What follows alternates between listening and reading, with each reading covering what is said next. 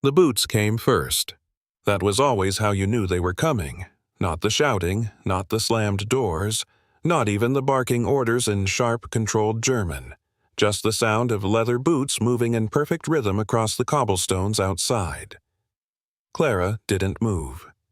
She sat quietly at the small wooden table in the corner of the café, her hands wrapped around a chipped porcelain teacup that had long since gone cold. Around her, conversations had died mid-sentence. A spoon clinked against a saucer somewhere behind her, then stopped. No one wanted to be noticed when they arrived. The cafe door opened slowly. 3 men stepped inside. Black coats, silver insignia, expressionless faces. Gestapo. The air changed immediately, like someone had taken all the oxygen out of the room and replaced it with ice. The officer in front removed his gloves 1 finger at a time. "Identification papers," he said calmly. No one moved for a second. Then chairs began scraping softly against the floor as people reached into coats, purses, pockets, anything that might prove they were exactly who they claimed to be. Clara didn't rush. She reached into her handbag slowly, deliberately, and placed her folded papers on the table. The officer approached her first. He picked up the documents without speaking. His eyes moved across the page once, twice, then again. "You're not from this district," he said quietly. Clara looked up at him and smiled. Not nervously, not apologetically, just calmly. For a moment, the officer frowned. People didn't smile at Gestapo officers, not unless they were trying to hide something.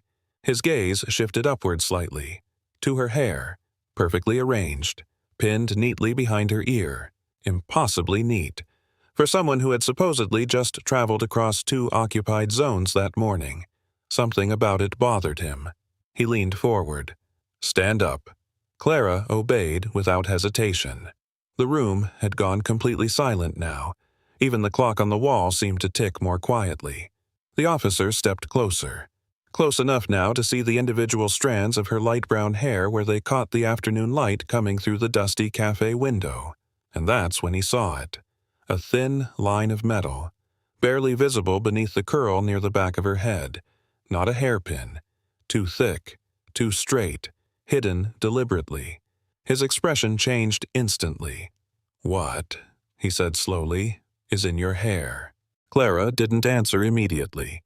She simply stood there, her hands resting lightly at her sides as the Gestapo officer's eyes fixed on the thin sliver of metal hidden beneath the soft curl near the back of her head. The cafe had become deathly still.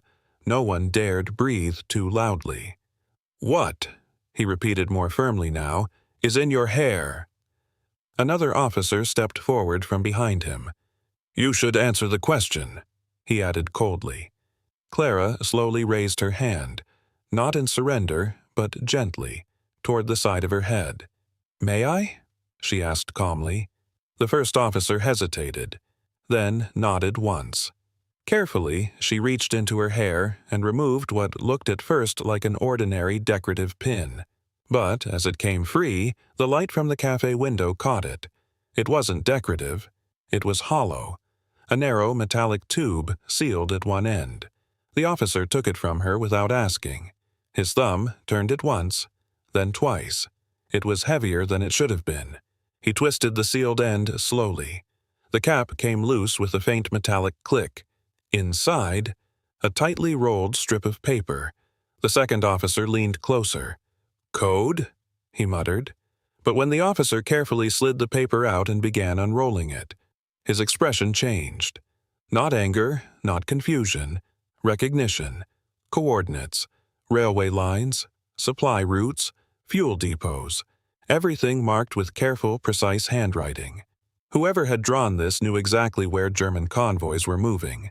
And when. The officer looked up at Clara again. But this time, she was still smiling. And now, so was he not. "Take her," he said quietly. Chairs scraped as 2 soldiers moved forward immediately. Clara didn't resist as they took her arms. But as they began leading her toward the door, she glanced once more toward the window, toward the street outside, toward someone who wasn't there anymore. And for the first time, the officer realized. The message in her hair was never meant to leave this cafe. They didn't take her far. That was the first thing Clara noticed. No transport truck, no shouting in the street, no public spectacle meant to make an example of her.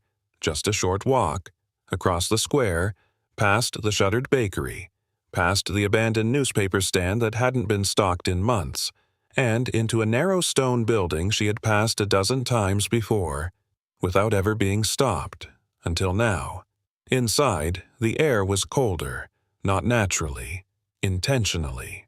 A single overhead bulb flickered in the corridor as they led her down a short flight of concrete steps. The sound of their boots echoed off the walls, louder now in the confined space. Metal doors lined both sides of the hallway, some closed, some slightly open. Behind one of them, someone coughed.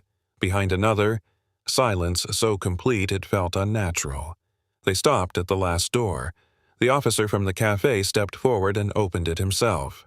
Inside, Clara entered without hesitation. The room was small. Concrete walls, one wooden chair, one metal table, nothing else. No windows, no decoration, no distractions. The officer placed the hollow pin carefully on the table between them, as though it were something fragile, something dangerous. "You traveled through 2 checkpoints this morning," he said calmly, removing his gloves again, "and yet this was not discovered." Clara said nothing. He unrolled the paper again slowly, letting it flatten against the surface beneath his hand. "These routes, these schedules," he continued quietly, "they were updated less than 24 hours ago." He looked up at her. "That means someone inside our own command structure provided this to you." Silence. The officer leaned forward slightly. "Which means," he added, "you weren't working alone." Still nothing. Clara simply sat down across from him, hands folded in her lap as if she were waiting for a train instead of an interrogation, and for the first time since entering the cafe, the officer realized she wasn't afraid. He tapped the paper once with his finger. "You understand," he said slowly, "that this information could redirect entire divisions." Another pause, then finally, Clara spoke. "You're looking at it the wrong way." The officer frowned. "How so?" She met his eyes calmly. "It already has." They didn't take her far. That was the first thing Clara noticed. No transport truck, no shouting in the street, no public spectacle meant to make an example of her. Just a short walk, across the square, past the shuttered bakery, past the abandoned newspaper stand that hadn't been stocked in months, and into a narrow stone building she had passed a dozen times before, without ever